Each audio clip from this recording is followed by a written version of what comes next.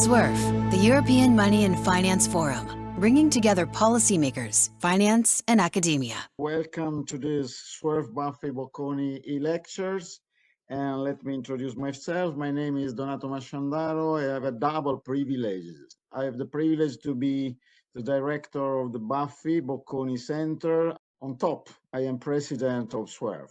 We are here in the headquarters of SUERF in Vienna. And originally, the key idea was to call this seminar Monitoring the Fiscal Elephant in the Room. But then we decided to give a more traditional name of titles. And so the title is Key Findings from IMF Fiscal Monitor, October 2024, which is the elephant. We know as the global economy faces increasing fiscal challenges, we need a multilateral surveillance of fiscal developments. And so the Fiscal Monitor series is really important because it provides an overview of latest public finance developments, updates the medium-term fiscal outlook, and assess fiscal implication on policies relevant to the global economy. The Fiscal Monitor is prepared twice a year by IMF Fiscal Affairs Department. Its projections are based on the same database used for the World Economic Outlook and the Global Financial Stability Report. So, we are pleased and honored to have with us today senior representative from the IMF, the ECB, the European Fiscal Board, and the European Stability Mechanism as well.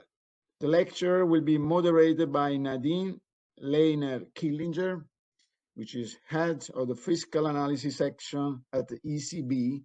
Nadine, thank you to accept our invitation, and the floor is yours. Thanks a lot, Donato. It's a real pleasure to be here, and I look very much forward to the presentation. We have with us Davide Furceri, who will present, and he is the division chief in the IMF's Financial Affairs Department. And then we have our two discussants. The first is Giovanni Callegari, who is head of the Economic Risk Analysis at the ESM, and Martin Larch, who is head of the Secretariat at the European Fiscal Board. Of course, the report that Davide is going to present takes a global perspective, but if I may, just a few words from a Euro area perspective, because of course, also the ECB is monitoring fiscal developments closely. As you recall, during the pandemic and the energy crisis, fiscal policies and monetary policies worked jointly to combat the crisis and to support economic growth and bring down high inflation. But of course, this came at the cost of higher interest spending, and debt remained high, and in some countries still above pre-crisis levels. And of course, situations differ a lot across countries. But now, after actually fiscal adjustment had lately focused on unwinding energy measures, as the energy crisis abated, the more difficult or real fiscal consolidation is yet to come. And as regards the Euro area, that will noticeably start next year. And next year, 2025, is a year where the new EU fiscal framework will start to become operational. And it's a year in which actually the ECB's inflation objective is projected to be achieved again. So there's quite some uncertainty, and views differ between those who think that the needed fiscal consolidation will not happen simply because implementing fiscal rules and enforcing them is difficult, with implications for debt sustainability, whereas others may think that fiscal policies will be constrained a lot and over a long time. with implications for growth and inflation. And some may even have memories of the lower bound episode that we had ahead of the crisis. So these may be issues that Davide or the discussions may touch upon. And with this, I directly hand over to you, Davide. The floor is yours. Thanks a lot, Nadine. Thanks a lot to Donato and SUERF for this kind invitation. It's really a pleasure to present the Fiscal Monitor. It was released a couple of weeks ago, and it really reflects a great joint team efforts for many economists working in the Fiscal Affairs Department, and some of them actually are even connected, so that they may be able also to answer more difficult and technical questions. So the Fiscal Monitor of this year is really about that, about what are the risks surrounding the projections, and how policies can be designed to put a lid on public debt. What we have seen based on our projection is that debt vulnerabilities are elevated. Based on our projection, we have public debt at the global level to reach $100 trillion by 2024, and approach about 100% of global GDP by the end of the projection periods.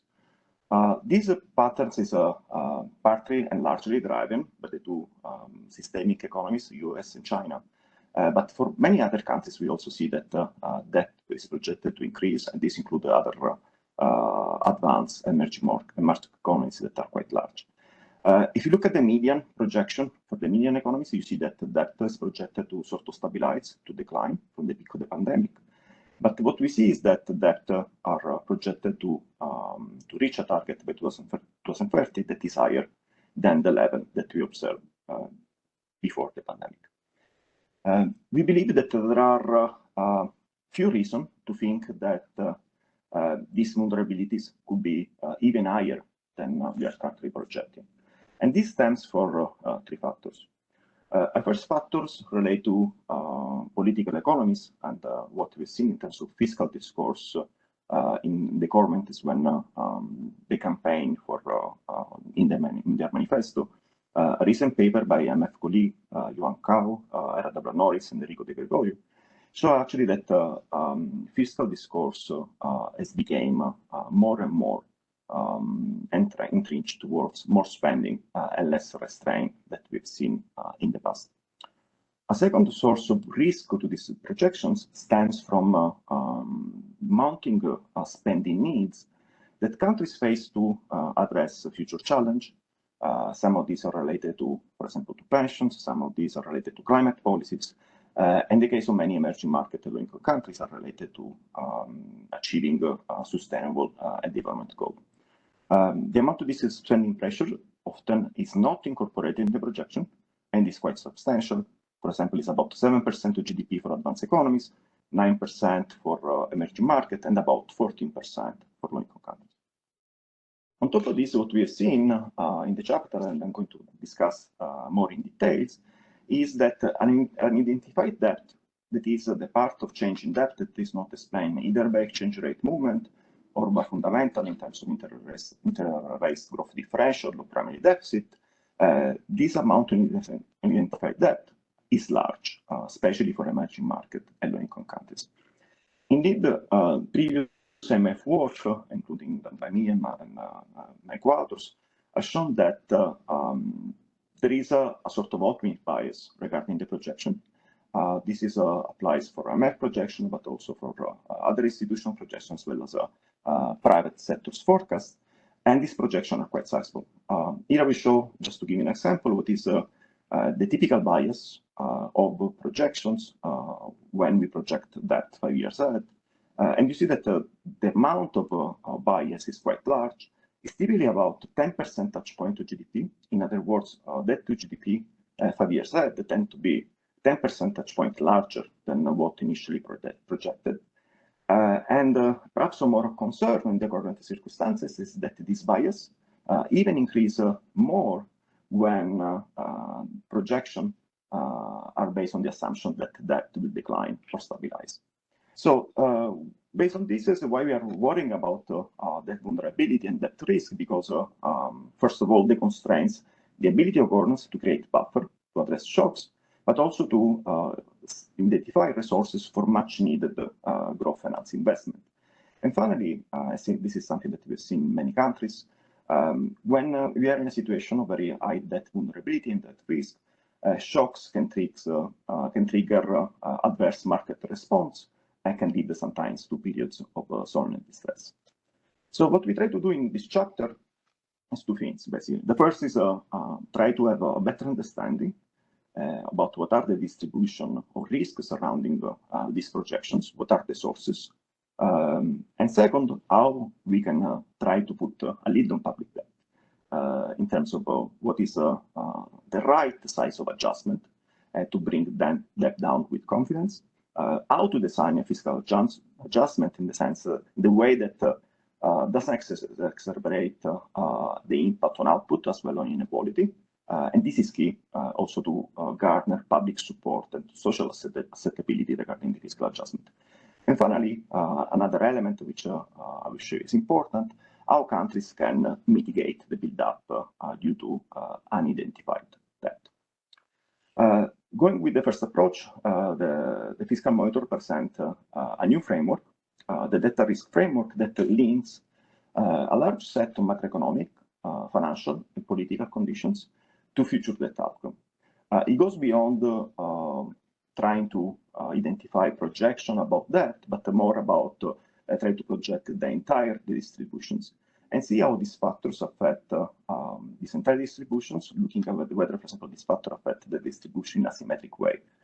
The approach goes beyond just looking at the factors that affect the debt equation, interest rate growth differential, primary deficit, but try to look at sort of the underlying factors, including, for example, a tightening financial conditions, and how these can affect debt risk as well as the factors that affect debt evolutions.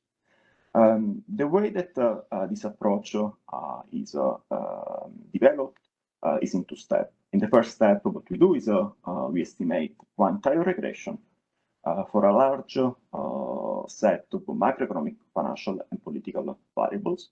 And we look at for a larger set of countries, we have about 74 advanced emerging market economies that cover about 90% of global GDP. And we look at the effect of these variables on the various quantile of the distribution, and particularly on the 95th percentile of the distribution, that is what we call debt risk. Once we get this quantile, we fit a TSQ distribution to come up with the entire distribution of that, and we aggregate this distribution considering both the out-of-sample forecast performance of these conditioning variables, as well as the relevance of each countries in determination of global debt.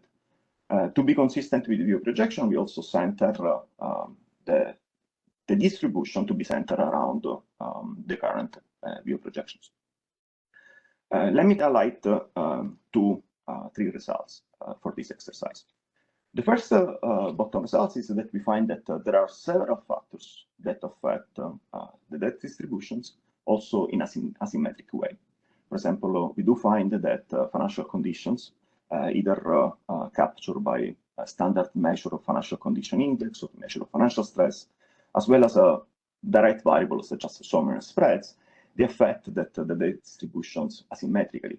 And this, for example, is what is shown in the first two charts. You see like the predicting ability of these factors in affecting the different quantile.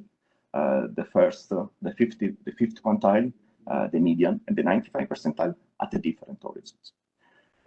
So we see that this variable, for example, financial variable, affect the distribution in a symmetric way. And this also apply for some political variable, like, for example, social unrest, and this is sometimes often more relevant for emerging market economies.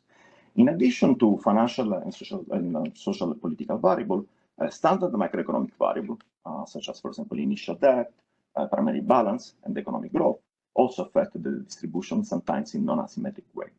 For example, here one key result is in the middle panels.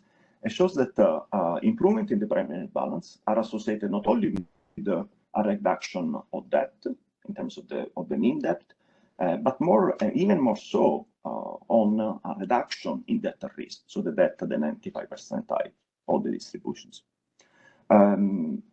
Based on these results, so this is the role of conditional factors, and we look at how this affects the quantile. We then aggregate these quantiles in the distributions. And the results point out that debt at risk, again defined as the 95th percentile distribution, is quite large. Focusing on the charts on the left and focusing on the black line, here what we are showing is that debt at risk, so the entire distribution, including debt at risk, is the top line, 3 years ahead based on current values of the current variable that we observe today. And what we see is that 3 years ahead, debt at risk is at about 115% of GDP. This is about 20 percentage points higher than the average forecast that we have in the view. Signaling indeed that debt at risk and risk surrounding the projections are quite significant. Now, debt at risk has also changed over time and changed across countries. At the global level, we see that over time is a decline from the peak that we observed during the pandemic. But again, it's still quite high, and it's surprising that it's actually higher than what we observed, for example, in the aftermath of the global financial crisis. Why this is the case? These are two factors. One is because the level of debt has increased. So this basically means shifting the entire distributions. But also, and this is an important message of this analysis, is that the role of some of these factors, for example, growth or interest rate, growth differentials, tend to affect debt at risk more when initial debt is higher. And this is what is shown in the right charts. For example, you see the implication of growth for debt dynamics, for debt at risk dynamics. And you see that these effects are much larger, almost twice larger, when countries have a high initial level of debt compared when countries have a lower initial level of debt. Debt risk also varies across countries, and we see stark difference, for example, between advanced and emerging market economies. In the case of advanced economies, we've seen that debt risk has shifted, became less skewed compared to the pandemic. We currently forecast debt risk for advanced economies about 135 percentage points of GDP, while for emerging market economies, actually, debt risk a further increase compared to the pandemic. What is behind difference in advanced emerging market economies are two. In the case of advanced economies, you have much higher level of debt that shift the entire distribution, but also this affect this non-linear effect that I mentioned before. In the case of emerging market, what we observe is that some of the underlying factors that affect debt risk, like for example financial conditions and uncertainty and sovereign spreads, tend to affect more emerging market than advanced economies. And this is pretty much consistent with the literature on financial stress or uncertainty on other factors. Now, in the next analysis, what we do is we zoom on two important factors that can account for upside risk to the projections. The first is sovereign spreads. We've seen that sovereign spreads are an important component of debt risk. Interesting, sovereign spreads, what determines sovereign spreads are, of course, domestic policies, but we've seen that more and more global factors explain a larger share of fluctuations in sovereign spreads. And this applies for advanced economies, applies for bonds denominated in local currency for emerging market economies, as well as foreign currency dominated debt in EM. And this share has increased almost by 20 percentage points over the past 23 years. It also shows that this common factor that seems to account for this increase in the synchronized volatility in sovereign spreads is correlated with many observable, including global financial conditions, but as well as policy in key systemic economy, such as US. For example, we see higher correlation, even about 6%, 0.6, of this global factor with the US fiscal and monetary policy uncertainty. What explains these results? There are two factors. On the one hand, we see that capital markets are becoming more integrated as a global investor playing a much important role. And second, spillover from systemic economies are important. In other words, even in countries where there is not really concern about debt sustainability, policies in those countries can add spillover effect on sovereign spreads in other countries and therefore on debt risk. Another characteristics that we look, and this is pretty peculiar for emerging market or low-income countries, is unidentified debt. What we show in these slides is the density of this unidentified debt for various group of countries, for advanced, emerging market, and low-income countries. And you see that on average, this amount of unidentified debt is quite sizable. It's about 1.5 percentage point of GDP per year for emerging market and low-income countries. Not only this amount of debt is quite significant on average in normal times, but tends to increase markedly during periods of crisis, just for a banking crisis or periods of financial stress. For example, what I show you like in the right charts is following a banking crisis, the amount of unidentified debt, sometimes it can reach even 7 percentage point of GDP, which again is quite substantial. The key question is what drives this unidentified debt? Is just error or it reflects weakness in fiscal institutions in the way that we construct a budget account? And to really look at what drives this unidentified debt, what we do in the fiscal monitor, we perform a sort of a narrative approach where we look at the countries for which this unidentified debt is most substantial. We read many IMF documents, and we try to trace this unidentified debt with actually occurrence of events that can explain this unidentified debt.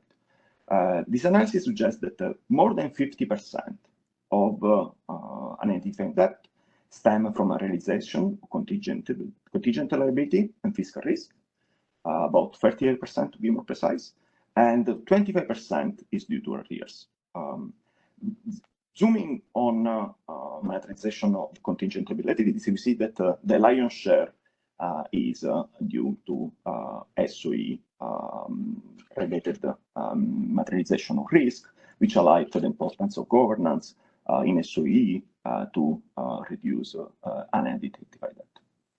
Given that is, I hope that I managed to convince you that the debt to related, the debt actually could be even higher than what we are currently projecting, and there are significant risks. The fiscal monitors make the case that now is the right times to rebuild the fiscal buffer and to bring debt down. Why now is the right time? We make 3 points. The first is what we've seen is that monetary policies are becoming less restrictive, and in this regard, we'll have economies to absorb the effect of the fiscal adjustment. And second, waiting is both risky and costly. Costly because if you delay the adjustment, it means that next year probably you have to adjust even more. And risky because, as I mentioned before, when debt vulnerability is highest, in occurrence of shocks, this can lead to higher debt distress in a few countries. The key question is how we go about design the fiscal adjustment, both in terms of size, but also in terms of compositions of the measures. And this is important, the composition of the measure, because we want to make sure that the fiscal adjustment doesn't affect too much growth, doesn't hurt the poor, and also improve social acceptabilities towards the fiscal adjustment. So the chapter developed attentions on these two issues. The first one about how much countries should adjust to bring debt down with significant confidence. What we notice is that, first of all, as I mentioned also in the first slide, in many countries that is projected to stabilize for the majority, in some is expected to increase, but the size of adjustment will just bring debt to a level that is much higher than what we've seen before the pandemic. In other words, what we project currently are only modest fiscal adjustment. Key question is, if you want to incorporate this risk, this uncertainty regarding this debt projection, what should be like the size of a fiscal adjustment that will bring debt down or stabilize debt with significant confidence? And in fiscal monitor, so we provide an analysis that try to simulate various debt patterns that could emerge based on drawing randomly distribution of shocks affecting interest rate, growth, and other factors that affect the dynamics. Identify what is the probability that a given fiscal adjustment will stabilize that. In the left charts, we show that the size of the fiscal adjustment is increased the more we want to stabilize that with higher probability. So, for example, if we want to stabilize or reduce that with high probability, let's say 80% probability that will stabilize or be reduced, what we find in the chapter that an adjustment of about 3.2% of GDP will be needed to stabilize that with high confidence. If you compare this size of the adjustment with what is currently projected and what is the historical experience, this is much higher. And this is what is shown in the right charts. You see that for both countries where debt is projected to stabilize, as well as a country for where projected is not projected to stabilize, the amount of adjustment that is needed is in the order of almost 3 times the what we projected. And in some cases, even more than 2 than what has been done in an historical context.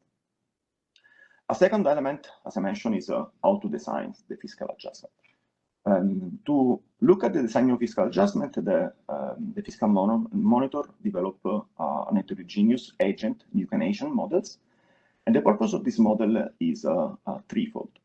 First of all, to assess how different instruments can have different economic effect. We know that all not instruments are alike. Government had the choice to choose our own many instruments. So this first ANC model will try to look at this. Another important objective of this ANC model is to look at how this fiscal instrument not only affect the aggregate economies, but affect differently different households based on their characteristics in terms of ability to insure against the shocks, their propensity to consume immediately because they don't have buffers. And the further element of this ANC model is how these factors, both country-specific in terms of household distributions as well as the fiscal instruments, can have different effect across countries, for example, across advanced and emerging market economies. Now, what I'm going to show in these slides are would like to deliver 2 main messages. The first is that not fiscal instruments are alike. When we think about, for example, the impact of this instrument on output. And this is what we show on the right chart. You see that, for example, cutting public investment has much larger cost in terms of output loss than cutting public consumption on transfer. And the reason is because cutting public investment not only affects demand, but also is going to affect building capital and therefore supply.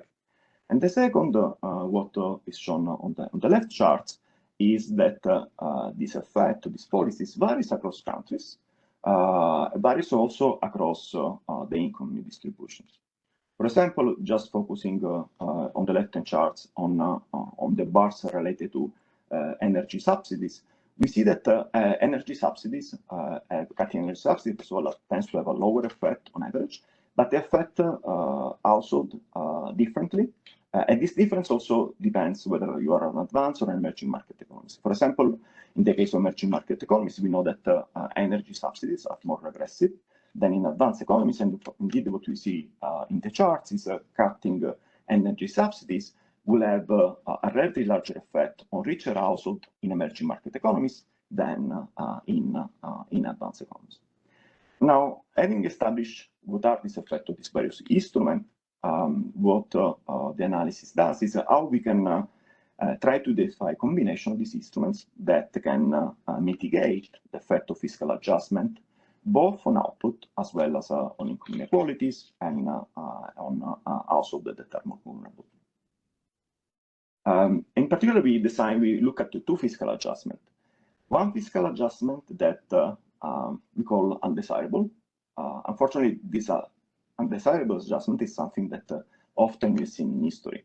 In other words, sometimes countries, when they are forced to reduce spending, often they tend to cut public investment, and while protect, for example, untargeted measures. Here we're trying to look at what we call a preferred adjustment that include both expenditure and revenue measures, and is tailored to A, protect the vulnerable household, second, safeguard public investment, and third, phase out untargeted subsidies. And we show this for the two economies because these two economies are very different along three key dimensions. One is the capacity of the economies to insure against shocks. In emerging market economies, also there is a larger share of household that has not access to financial ability to smooth the shock and do consumption smoothing. The volatility, the persistence of the shocks is also different. And third, emerging market economies, for example, have larger revenue potentials than what we observe in advanced economies. What we show in the next slides is that a preferable adjustment can significantly mitigate both the cost in terms of output loss and inequalities compared to an undesirable adjustment for both emerging market and advanced. What we've shown here is in the left charts is the impact of the undesirable and the preferable adjustment. And you see that a preferred adjustment can actually reduce by half the output cost that we see, for example, after 5 periods. In a desirable adjustment, for example, for EM, we see output falling by 1.6%, under a preferable adjustment by only 0.8%.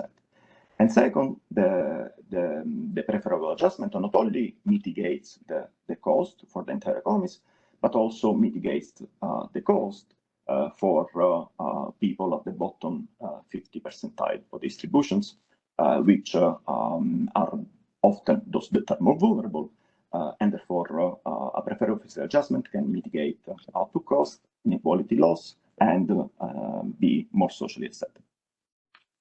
Finally, we emphasize in the chapter that one important source of risk is related to unidentified debt.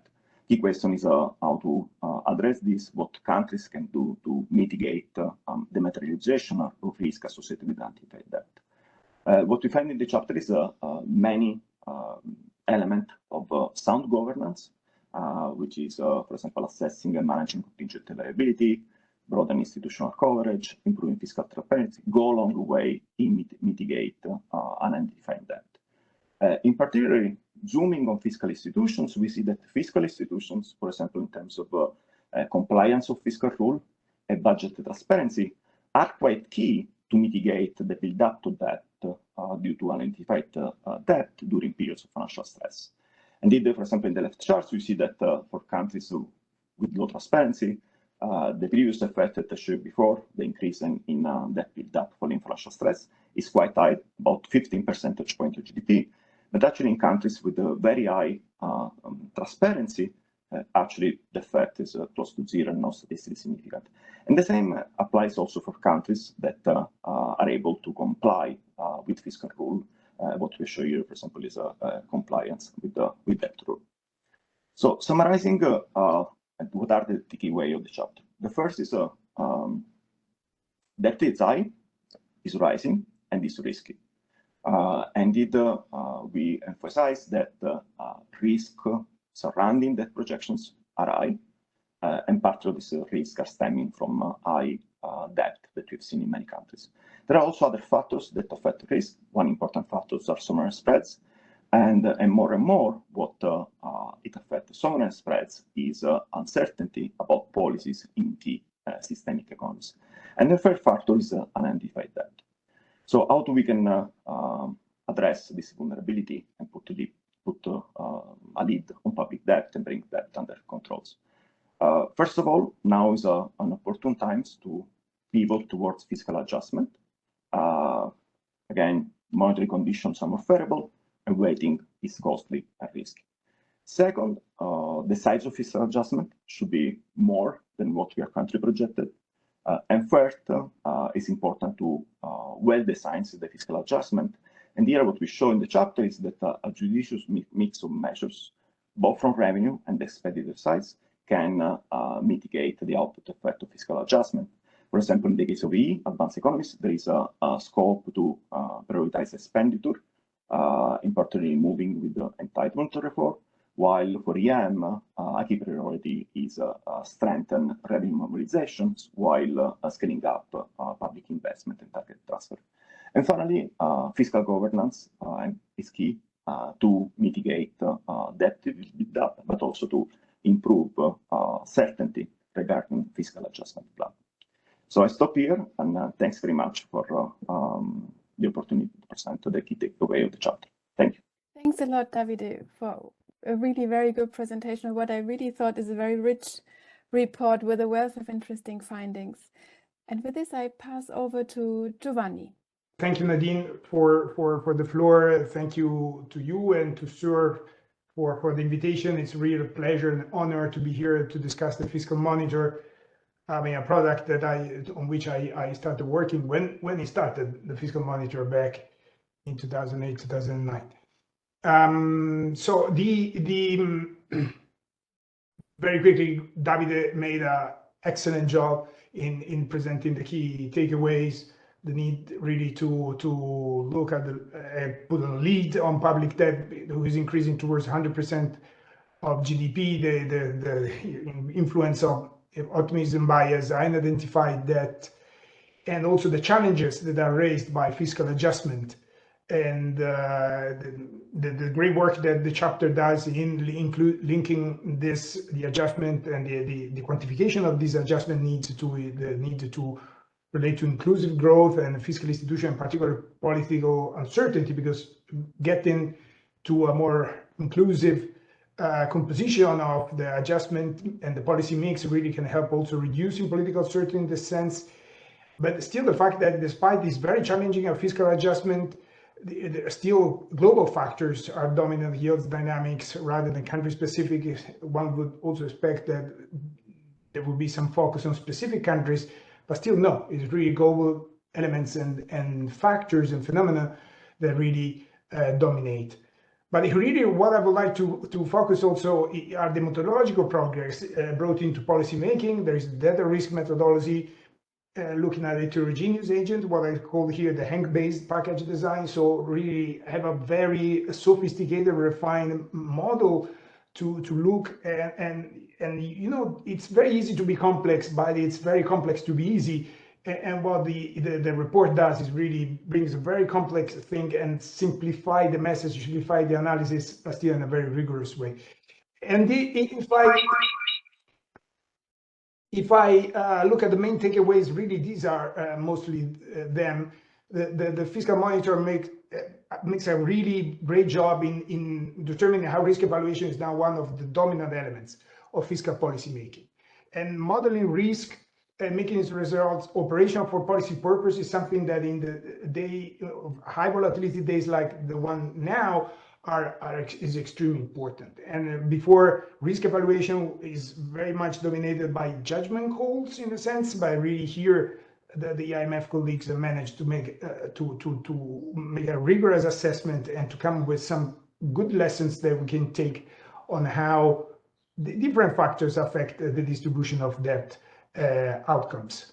And I have also several questions that I will raise during the presentation. One is very much how to put together this with other tools of risk assessment in the context of public finances, and also how to join. I was mentioning before how important judgment is in the risk evaluation business, and how to combine the more judgmental part, what we know, our information set of the experts, and the analysis, this probabilistic analysis, especially on deriving adjustment needs. And then I will give a little bit of a several, if time will allow, on some policy views that come out of might be relevant, especially for Europe. And so, as I said, focus on debt at risk and adjustment needs in this presentation, also because of time constraints and some policy implication at the end. Now, debt at risk. So the results are very clear. Davide presented them today. Tighter financial conditions affect the right tail rather than the left one, and there are stronger impact of financial and economic factors when debts are higher, which suggests also there is a role on interest growth differentials. No, there's snowball effect. This important element here. So that seems these results seems to suggest that the interest growth differential can have played a big role. And one element that is important, and I highlighted here in magenta at the end of the results, is really the fact that higher primary balance, as expected, is associated with lower debt at risk, but the fiscal rule helps, right? Fiscal rules help. Nadine mentioned at the beginning that in January, the new fiscal framework of Europe will enter into place. And in the risk evaluation, really credibility is a strong mitigating factors of the impact of any risk. And what these results shows that is very important is that fiscal rules can buy credibility for the country, for the sovereign, for the governments, and help adjustment taking place. And of course, the important role also of sovereign spreads in predicting upside debt risks over the moment. So I have some questions that I raise also to Davide, also for future discussions. Is really, as I was mentioning before, how do we combine the results of debt at risk and of the more classical DSA framework? Can we see that some synergies, some space for integration, or they are just complements? So we just look at them and they look at things on a different way. And then the drivers, and what I was mentioning before, how much these results are dependent on interest growth differentials. In other words, is the growth at risk the main driver of debt at risk? Is the numerator or the denominator that drives the results? And then the issue of financial conditions, looking at growth at risk, looking also at the past literature, also from your IMF colleagues on the impact of growth at risk. Usually tighter financial conditions increase growth at risk over the short term, but has a beneficial impact over the medium term because it alleviates the impact of vulnerabilities. However, this result is not here. Have you put some thinking on this? Now let me switch. I don't want to take too much more of my time, but let me switch to the other part in which I will focus my discussion is the assessment or required fiscal adjustment. And the nice thing and the great thing that the IMF colleagues make is really to generate this probabilistic approach. And really, Davide made it very clear in his presentation, what is great under this fiscal monitor is this narrative, really that comes from the analysis of the debt dynamics, debt at risk, sovereign yields, probabilistic approach, and of fiscal adjustment and the composition of the fiscal adjustment. So a very nice narrative. And why a probabilistic approach is important in deriving fiscal adjustment needs, because it's exactly doing the job that I was mentioning before, really translating an assessment of risk into something that is useful for policy making. Okay, so organically translating uncertainty, volatility into adjustment needs is something that is already part of the EU and the fiscal framework in the EGR toolkit that does this, looking at stochastic DSA. There is a little bit difference that in the fiscal rules, the stochastic DSA is applied at the end of the adjustment horizon, whereas here is right up in front. And also, what is more difficult in this is not only is that the methodology is very sophisticated, but also communicating this methodology can be a challenge. So here, the angle that I would like to take is how do we integrate judgment in this probabilistic approach? So here, the fiscal monitor asks the question: what is the adjustment that is needed to generate, put that on a reducing path with an 80% probability? But the point is that how do we position ourselves in the distribution? Why? Because the impact of supply versus demand shock are very different. And we experienced this very clearly after the energy crisis that started in 2022. Then if we are in a higher, and the IMF Fiscal Monitor of last year told us exactly that, if we are in a high inflation environment, the impact of fiscal adjustment can be more effective, more strong, again, interest growth differential come back at play, than in a low inflation environment, which is something that us in Europe learning very hardly in the episode of binding effective lower bound episode that Nadine was mentioning before.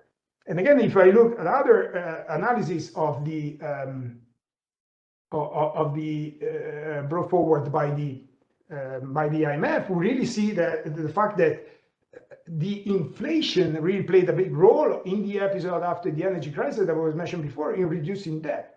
So it's something that in emerging markets and in least developed countries, they know very well. There is always a trade-off between fiscal adjustment and inflation. Why? Because inflation is basically an implicit tax on consumers. But of course, this will also affect the way we calculate our judgment. So it is important also to give the possibility to start with this framework, super useful framework to position, and the fact that, for instance, we have bigger geopolitical turbulence, bigger impact on productivity, the possibility of supply shocks are more likely than they were in the past. Now, dealing with risk, let me very quickly just say one thing is that, so pooling risk is of critical importance because this is the mechanism of insurance. No, we take governments in this case, sovereigns are more exposed to risk. We pool with others that are less exposed to risk in order to provide insurance. And precautionary financial arrangements are a way to pool and redistribute risk in this way. And sometimes there is always this stigma effect. We feel it very strongly for the ESM, but these are very useful. And perhaps we should really think about them more, especially in a high volatile time like this one. But also the role of backstop that is very important. And here I would like just to focus your attention on the fact that there is a role for Europe here in providing backstop. The ESM does this with the SRB, the Sovereign Resolution Board for banking crisis, but also for climate. The possibility to fill the insurance gap is getting more and more difficult to ensure natural catastrophe because the costs are very high. And we really need to look at this risk and how to provide a backstop and to be creative, but focused on providing solutions. So again, thank you very much. And for this very effective analysis, for this new framework, and for really providing a translation of risk assessment and analysis into policymaking. Thanks a lot, Giovanni, for these really very useful remarks. And with this, I pass on to Martin. Thank you very much to SUERF and BAFFI Center Bocconi for inviting me to this event. It's a great pleasure. Let me start by echoing what Giovanni has said. I congratulate Davide and his colleagues for really an amazing and very rich work. I can only imagine how much details you have processed, how much data you have looked at, and also then the challenge of translating these very technical results or methods into something that is digestible. So chapeau to the team behind this IMF Fiscal Monitor. So now my next slide shows the 2 points that I would like to focus on. And although we did not coordinate, Giovanni and myself, it happens by coincidence that I also thought that these 2 points are of particular interest, although maybe at the end I would like also now just to differentiate myself a little bit from Giovanni to say something about the distribution analysis that has been done and that I like a lot, I have to say. So let me start with the debt at risk framework, which, as Giovanni has said, is an amazing new development for practitioners to look at. So next slide, please. Now, it was really very, very nice to see that it offers a much more detailed anatomy of uncertainty around debt projections or debt prevalence. In particular, it gives you a much more detailed identification of the drivers of the uncertainty, because in the classical DSA, you analyze shocks around all the few, I should say, elements that are in the law of motion of government debt. You shock them and then you develop distributions around the baseline. But in this new framework, debt at risk, you can identify with actually pretty simple, although I mean in the implementation very sophisticated, but with still relatively simple methods, you can identify drivers that go beyond those that you have in the conventional debt sustainability analysis with stochastic elements. And the additional elements that the colleagues of the IMF have introduced are political risks and then also a series of financial uncertainties. So you can essentially get a gauge, an idea of how much certain political events or certain financial uncertainty, turbulences, how they affect the uncertainty around that. And most importantly, you get a very nice full distribution around debt projections and how they change over time. Okay, so this is really very, very neat. And again, I congratulate the colleagues for making this very, very digestible. You have the very nice text in the front, and then you have the very detailed annexes either online or in the report. So it's really very well done. So I can only recommend people to read the full package, or only the main report if you're only interested in the main results. But in any case, it's a very transparent and very nice piece of work. The first question that I have, and then I come to the next slide, but it's related to the identification. So it's before I come to this list of questions. This new framework, as I said, allows you to identify specific factors. So how, in the case that I now want to discuss, the political risks. So how political risks affect debt at risk. And I noticed that, interestingly, the estimated effect of political risks, and there is a graph in the report, turns out to be lower, interestingly, for the 95th percentile than for the 5th percentile. So I would actually have, a priori, I would have actually expected the opposite, in the sense that countries with very high debt, they are more vulnerable. So I wonder what is the interpretation of the colleagues who did the work of this, to my mind, rather unusual result. But now coming to these 4 points that I have here. The first one may sound a bit like gratuitous, but is not, in the following sense.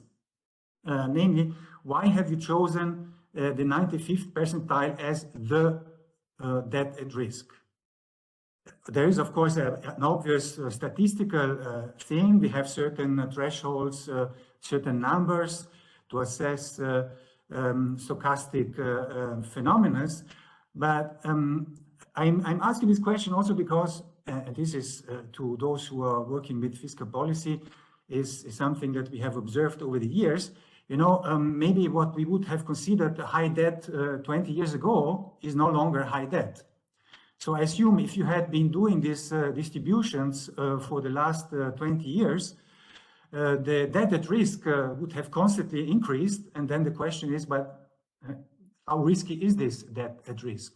So is there in this data set, is there a way to analyze whether this 95th percentile and above is associated with what I call here frequency of serious events? Is it more frequent to encounter serious events in the general sense if your debt is at the 95th percentile or higher? So, and then, but this is the second point, this is what Giovanni also has touched upon, namely the link to the stochastic debt sustainability analysis. Can the framework that you have developed show the probability of increasing debt? I know that in the report, you mentioned that the debt at risk that you estimate is above the current baseline projections, but is that the same? And I'm raising the question again, not for technical reason. It is because in Europe, and I move to, let's say, the EU perspective, we have been introducing this debt sustainability analysis with stochastic elements fairly recently, although it has been around for many years as a part of the formal fiscal framework. And there people now have already difficulties to grasp that part of the analysis. So I was wondering how you would explain the benefits of your new framework vis-a-vis this stochastic debt sustainability analysis, which is now supposed to be at the core of the reformed EU fiscal framework. And then, okay, these are maybe minor points, but still, you also show in a nice graph that the impact of economic and financial factors is very high for countries with initial debt. But here I have the impression, but you will correct me if I'm wrong, that this is linked to the mechanics of the debt equation, so what I call the law of motion. If you have a higher starting debt level, then a change in the interest rate or in nominal growth has of course a strong effect on the debt developments, simply because the initial debt level is essentially an amplifier of what's going on the interest rate side and the growth side. Now, and the last point is actually the one that allows me to get then to the last part of my presentation, and possibly goes beyond the framework that you have developed in this report, but I find intriguing, especially in these times, because we all speak now of the moment of pivoting from supporting the economy to consolidation. But then, and now here, please go to the next slide. The report itself very nicely highlights, namely that a very important point, namely that the required adjustment required in terms of the conditions that are highlighted in this graph to stabilize debt with a certain probability, they are much or they're well above what we actually know at this stage is in the plans of governments. So to some extent, we are actually saying that one could say that we are late, or that what actually is being planned is not enough. So that's why maybe the question is a big question, but since we have plenty of experts here in the panel and maybe also among the audience, how can we ensure that we pivot faster from support to consolidation, which seems to be one of the major problems? And I'm going to undermine this predicament with the next slide, where I show more or less the same point that Davide and colleagues make in the section on the fiscal adjustment, by looking at what we know about what the new fiscal framework means for some high debt countries. So on this graph, on the left-hand side of the graph shows the first evolution. The solid lines is the evolution of debt for France and Italy. The dotted line is the no policy change. So what would happen going forward if nothing is implemented? And then the dashed line is an approximation, because still the relevant information is not yet made public, but there are some think tanks in Brussels that have made simulations, and they come up with this information. So it's this downward sloping dashed lines for the two countries. And the idea or the claim is that these downward sloping dashed lines are actually more realistic and more gradual than what we had before. And this is true to some extent, but also less true in another sense. And here I would like to draw your attention to this little box at the right top, where you see that under new, and again, this is just an estimate based on what we know from publicly available information, you have the annual or the average annual change in the structural primary budget balance under the new rules for the 7-year period. So if the countries, so it's assumed here in this graph that they go for a 7-year extension of their adjustment program, it's 0.6 for both Italy and France, roughly. But then if you compare this with what was required under the old rules, you see that, and here I refer to the famous matrix of adjustment that some of you may have heard. So it was at the core of the SGP, the so-called now old SGP, and you see that it's not too different actually from that.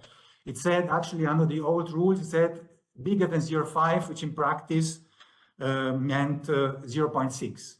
So one could argue that that the new rules actually require member states, or these two particular member states in any case, to implement more or less the same kind of fiscal adjustment. And this again then raises the question of how realistic this is. And this brings me to the next slide.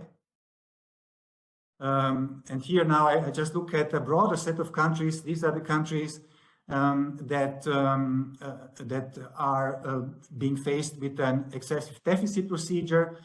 It was opened in June, and then the Commission will then issue recommendations later this year or beginning next.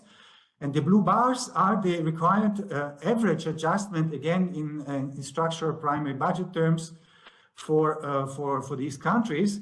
And then as a comparison, you see the average adjustments that these countries have attained in the period since 2000. And since this period includes also prominent years of crisis, we have also excluded those. And you see in any case that the observed adjustment is significantly higher. The required adjustment under the new rules, but conceivably also the old ones, is much higher than what we have observed over a long period of time. So it raises again the question of how realistic it is, how sustainable then it will turn out to be to ask this kind of adjustments. Also, in light of the very last slide, before I conclude, please, the last slide, which shows the degree of compliance with EU fiscal rules. So this is based on data from 1998 to 2023, and we have subdivided it into sub-periods. And this is important because in the report there is also an analysis of how fiscal rules affect the fiscal performance or the distribution of risks, to be more specific. But here we remind the audience that having a rule is one thing, but then following the rule is another. And we see that particularly Italy and France, the ones that I showed before in terms of the long-term projections, these are countries that have not necessarily always exhibited the highest rate of compliance. So just to conclude, let me again congratulate Davide and colleagues for really a great report. For me now, the key question of this report is really the one that is also in the communication around the IMF World Economic Outlook that speaks about the pivoting. We have to pivot. So maybe we can generate a few ideas of how we can pivot earlier or in a more timely manner towards consolidation. Thank you very much. Thanks a lot, Martin, for these interesting observations. I would now like to go back to Davide and also Giovanni and Martin. But before that, let me just read out a few comments. There are already quite a number of comments in the chat. Not sure you've seen them, so I just read a few of them. So, for example, one is, might higher spillovers or externalities from foreign and global developments weaken the incentives for individual countries' sound fiscal policies? And then another one, given higher and potentially further rising debt ratios, do we need to be concerned about crowding out of private investment, especially in Europe? This is, I think, an important issue. Then there's a question to Giovanni. How do you foresee the sovereign debt market stability in the coming 1 to 3 years, given that we have an increase in debt levels? Another one is regarding the latest IMF Fiscal Monitor, which indicates a more restrictive fiscal stance for the major euro area countries, particularly France, based on cyclically adjusted primary balance as a share of potential GDP, compared to the spring outlook. Why is this the case? And another one is the preferred consolidation according to the IMF still assumes the same percentage decline in consumption across income groups. That is, it assumes no preferential treatment for the less affluent. Is this realistic? And finally, could Davide elaborate a bit how you define sustainable debt ratios and consolidation requirements? And notably, which Y star and R star do you assume? And maybe one more. I don't know whether we should maybe start here and then we can still go on. No, I don't know whether I suppose your memory is so big that you can memorize this all. But let's give it a start. Over to you again, Davide. Oh, thanks very much. Thanks very much also to Giovanni and Martin for the great comments, praise, and questions. Perhaps let me start with their comments, and then I will touch upon some of the comments that have been put in the chat. The first comment about how this framework relates to DSA, stochastic DSA. I think like that the framework is not about assessing sustainability per se. So in these regards, I think the two frameworks can be seen as a complement. I think that the risk has some feature that are welcome and they are not necessarily incorporated in the DSA. The first, as Martin mentioned, goes behind looking at the debt equation and the primary driver of debt, so interest rate, growth, and primary deficit, but more about the underlying factors. And the second, what is important is that when we look at all these conditions, but also looking at growth, interest rate, the effect on the future debt distribution is asymmetric. And this is something that sometimes is not accounted for in the DSA, which assume that each shocks determines around the distributions, but the effect of each variables could be asymmetrics. And non-linear, it also depends on where you are in terms of that position, where you are, for example, whether you have a fiscal rule or you're not on a fiscal rule, how differ if you're if you're an emerging market, sometimes you are more vulnerable to growth in terms of the impact of the shocks and others. Going back to the technical point, one important element that we find in the chapter is that growth interest rate play a role. This is what also Giovanni was hinting at. But there are other factors. For example, even let's say change in the primary deficit explain quite a bit in terms of data risk. And actually, what the chapter does, and you can look in the annex of the chapter, we decompose the data risk with the various component of risk. So for each factors that we conclude, we look at the role of each factors on growth risk, on interest rate risk, and deficit risk. So, and you see that the role of these underlying conditions affect growth, interest rate, and deficit in a differentiated way. On the issue of the 95 percentile, why we choose the 95 percentile, sort of mimic the growth risk framework that if we look at the 50 percentile, that's why we look at the 95 percentile. I think an interesting question is what Martin asked is, we've seen that for many countries debt does increase, and therefore also that risk 95 is that a risk useful to predict periods of distress. This is actually something that we are working on right now. One thing that I would like to emphasize is that it's true that debt has increased over time, so the entire distribution of change. But what is important is where is the 95 percentile compared, for example, to the median debt? So is the distributions becoming more skewed or less skewed? And the reason we needed to show the entire distribution is twofold. One, to have a sense about more or less skewed the distribution is becoming. And the second also, since you have a probability density functions, you can actually pin down each probability to each debt ratio that we fit. So regarding the question about whether we can identify probability, yes, you have a CDF, you have PDF, so we can generate CDF, we can generate everything segregated to probability.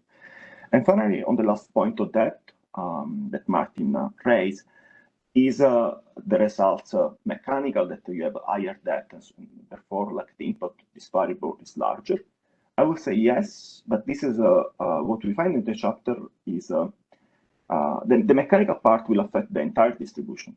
What the chapter emphasizes is that this higher level of debt not only affect the entire distributions, but more so the right part of the distribution, so the part where we should concern more about. Then a bit more on the comments on the chat. I think there was a comment about spreads. Should countries be less incentivized to do domestic policies? I would say actually the opposite. We see, like in many systemic economies, that level rising, more policy uncertainty. This is rising some spreads for them. So actually countries should be more mindful of the additional risk that they may face, and perhaps put in place policies that will help to mitigate this risk. There was one question directly for you, Giovanni. In Europe, the sovereign debt markets, the strength and resilience has really improved a lot because of the increased strength of the architecture, thanks to my own institution, the ESM, the ECB, also that has increased the net of protection. But what is important going forward is really to maintain this stability that is guaranteed by this net of protection, is that the fundamentals remain strong. Let me reiterate again the call for a prompt, rapid, and effective implementation of the fiscal rules, because given the size of the fiscal adjustment that Davide and the Fiscal Monitor identify, in order to keep this system and this protection framework working, we need to have fiscal expectation well anchored and credibility well in place. Otherwise, the impact is going to be big. What do I expect? I do expect that this will happen, and that these elements. The big question is really how to make space for the other spending needs, to which also Nadine was alluding to before. Thanks, Giovanni. And finally, back to Martin. During my presentation, I said I would comment on the distributional side of the study.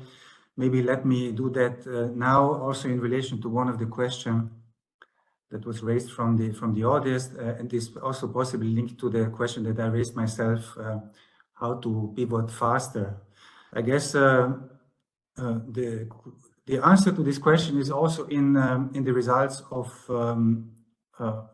the distributional part of the Fiscal Monitor study, what I would call the political economy, because you see that the impact is biggest on conceivably the largest part of the electorate. So they stand to lose the most from fiscal consolidation. And actually the high income, it's actually surprising to me to see how small the impact is for the what they call high income households, and how large it is in comparison for the low and middle income. So I guess the difficulty lies there. That's a bit the core of the issue. But I still would like to commend again Davide and colleagues for highlighting this point, which in the really seasoned and large literature on fiscal adjustment so far has not been studied very much. Okay, the advancement of macroeconomic models now with Hank allows to do that, but I think it shows actually quite nicely why it is so difficult to pivot from support to consolidation, because those who actually would bear the largest part are conceivably the largest part of the electorate in most democratic and other systems. So that's probably the